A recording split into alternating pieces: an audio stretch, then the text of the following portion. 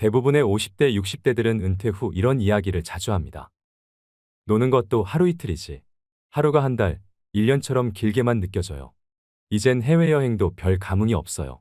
30년은 더 살아야 하는데 하루하루가 지루해요.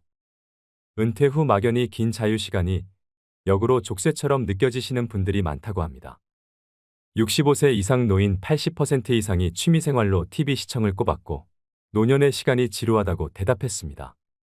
이처럼 은퇴 후 30년 이상의 긴 시간을 허무하게 흘려보내고 있는 것입니다.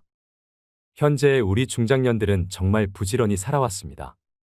때문에 막상 은퇴 후 자유가 찾아와도 놀아도 되나라는 고민을 하고 잘 노는 법을 성취하지 못했기에 실천에도 어려움을 겪습니다. 처음 몇 년은 친구들도 만나고 여행도 다니며 하고 싶었던 것들을 하며 신이 나지만 이내 막막해지는 시점이 오기 마련입니다.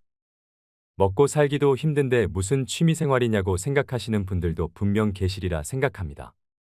하지만 아무런 취미생활 없이 노후 생활을 보내게 되면 자존감이 낮아지고 우울증에 걸리게 될 확률도 높아지게 됩니다. 그렇게 되면 건강이 악화되고 병원에 방문하는 시간이 많아지는 악순환을 겪게 되지요. 퇴직 후 지나치게 남아도는 시간을 보내는 것이 중장년에겐 큰 도전일 수 있습니다. 하지만 노후에 무엇을 할 것인가에 대해 생각하지 않는다면 다가올 장대한 시간은 축복이라기보다는 고통 그 자체일 수 있습니다. 특히 성공적으로 준비하여 노후를 심심하지 않게 보내는 선배들을 보면서 이제 우리 사회도 재미있게 노후를 보내는 것에 더 큰 관심을 가져야 한다는 것을 깨닫게 됩니다. 오늘은 노후에 돈이 많이 들지 않으면서 행복한 노후를 보낼 수 있도록 도와주는 취미활동을 소개해드리겠습니다. 첫 번째는 탁구입니다. 우선 탁구의 제일 큰 장점은 다른 운동보다 근력과 체력이 덜 요구되어 남녀노소 같이 즐길 수 있습니다. 시간당 칼로리 소비량은 강도 높은 자전거, 수영, 달리기 운동과 비슷한 에너지 소비량을 자랑합니다. 30분당 300칼로리 이상을 소모하므로 다이어트에도 효과적입니다. 또 심혈관 건강에 좋습니다. 탁구를 한 달만 해도 심폐기능이 향상되고 체력이 높아지는 것을 느낄 수 있습니다. 심폐기능이 개선되고 체내 지방 성분이 줄어들어 혈관이 강화됩니다. 당뇨와 고지혈증, 고혈압 등 거의 모든 성인병은 혈관의 노폐물과 지방 성분 증가로 발생하는데 탁구를 하면 빠르게 없앨 수 있을 정도로 건강에 효과적인 운동입니다. 또 탁구는 저렴한 비용과 더불어 공간 제약과 날씨의 영향이 적습니다. 공간을 적게 차지하고 날씨의 영향을 받지 않기 때문에 운동하고 싶을 때 언제든 할 수 있다는 자유로움이 있습니다. 집중력도 높일 수 있고 가볍게 운동하면서 부상 위험이 적은 스포츠이기 때문에 80대까지 무리 없이 즐길 수 있는 취미입니다. 두 번째는 독서입니다. 매일 책을 조금씩 읽는 것만으로도 두뇌의 정신활동이 자극이 됩니다. 한 연구에 따르면 독서는 뇌의 노화 방지에 높은 효과가 있기 때문에 알츠하이머 및 치매와 같은 정신장애를 늦춘다고 합니다. 독서가 뇌를 자극하고 활동성을 유지하여 뇌의 힘과 능력을 유지할 수 있습니다. 평소 짧은 영상, 자극적인 영상 등 주변에 노출되어 있는 많은 것들이 우리의 집중력을 떨어뜨리고 게으르게 만듭니다. 하지만 독서를 하는 동안 집중력을 향상시킬 수 있습니다. 또 노후의 독서는 무언가에 몰두할 수 있는 정신적인 공간을 제공하면서 노년의 일상적인 걱정으로부터 덜어주는 역할을 합니다. 매일 책 10장씩이라도 읽는 습관을 들이셔서 건강한 뇌와 정서적 안정감을 얻으시길 바랍니다. 이처럼 독서는 노후에 꼭 필요한 취미활동입니다. 세 번째는 걷기입니다. 걷기는 노후 운동으로 가장 기본적이면서도 인기 있는 운동 중 하나입니다. 나쁜 콜레스테롤과 중성지방 수치를 떨어뜨려 심혈관계 질환 예방에 도움이 됩니다. 특히 맨발 걷기는 발바닥 전체를 지압하는 효과가 있어 혈액순환을 촉진하고 신진대사를 활성화해 보이지 않는 속 건강을 지키는 데 이롭습니다. 또 걷기는 수면 호르몬 분비를 촉진해 수면의 양과 질을 동시에 개선시킬 수 있으므로 평소 불면증이 있는 사람에게 효과적입니다. 우울증 완화에도 큰 도움이 되는데요.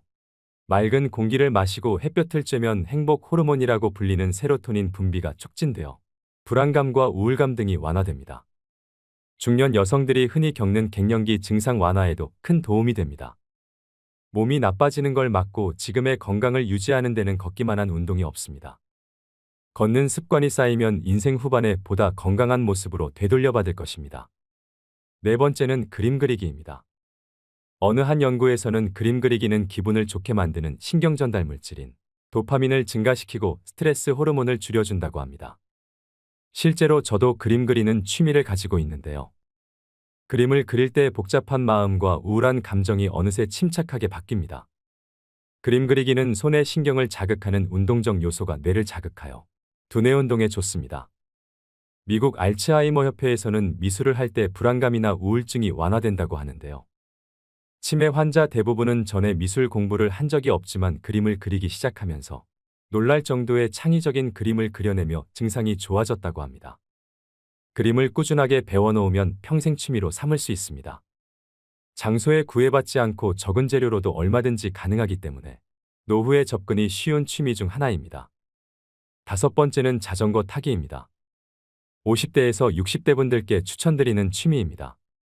자전거 운동은 가장 대표적인 유산소 운동입니다.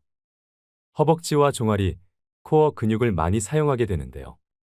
이 근육들은 신체를 이루는 가장 비대한 크기의 근육이라 칼로리 소모가 가장 크고 우리 몸의 균형을 담당하는 중요한 근육입니다.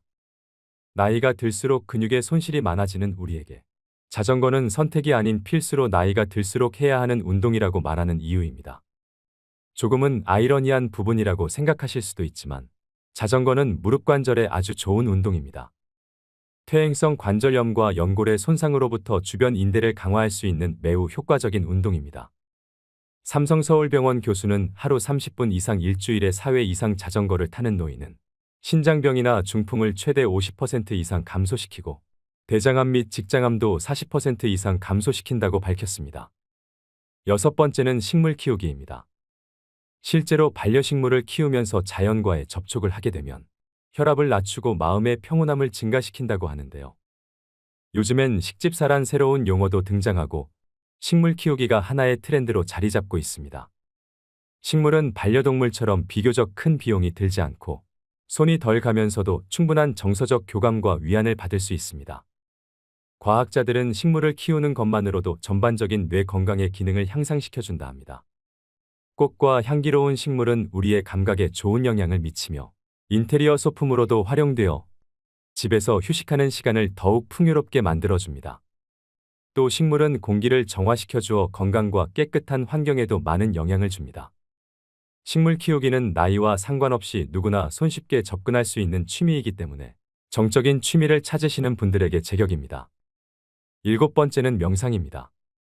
연구에 따르면 명상은 스트레스에 아주 효과적인 치료법이라고 합니다. 스트레스는 신체에 미치는 영향이 어마어마한 만큼 부정적인 결과를 불러올 수 있습니다. 또 명상은 자존감과 전반적인 기분을 개선하는 데 도움이 되고 다양한 연구 결과에 따르면 명상은 우울증 치료에 좋은 영향을 준다고 합니다. 4,600명을 대상으로 한 연구 결과에서 명상이 우울증을 유발하는 염증성 화학물질의 분비량을 감소시킨다는 사실이 확인되었습니다. 기억력 개선에도 도움이 되는데 우리가 무언가를 더 잘 기억할 수 있게 하고 마음을 젊게 유지하도록 도와줍니다. 심지어 알츠하이머병과 같은 질병 예방에도 긍정적인 효과를 얻을 수 있는데요. 하루에 단 10분씩이라도 정기적인 명상을 하는 것은 더 균형 잡히고 만족스러운 삶을 이루는 데 기여하여 종합적인 신체 건강과 안녕을 높일 수 있습니다. 젊은 사람뿐만 아니라 나이가 든 사람에게도 적극 권장되는 취미 활동입니다. 8번째는 수영입니다. 수영의 가장 큰 장점은 우리 몸의 많은 근육을 효율적으로 사용한다는 것입니다. 물속에서 하는 운동이기 때문에 관절에 무리를 주지 않으면서도 평소에 잘 사용하지 않는 팔, 어깨 등의 근육을 사용합니다. 수영을 1시간 동안 하면 걷기의 3에서 4배인 700칼로리를 소비하게 됩니다. 이처럼 수영보다 다이어트에 더 효과적인 운동은 많지 않다고 하는데요. 이런 이유로 다이어트를 목적으로 수영을 선택하는 사람들이 많다고 합니다. 노인의 경우 기구를 사용하는 고강도 운동은 연골 손상으로 부상의 위험이 있지만 수영은 무중력 운동이라 안전한 운동입니다.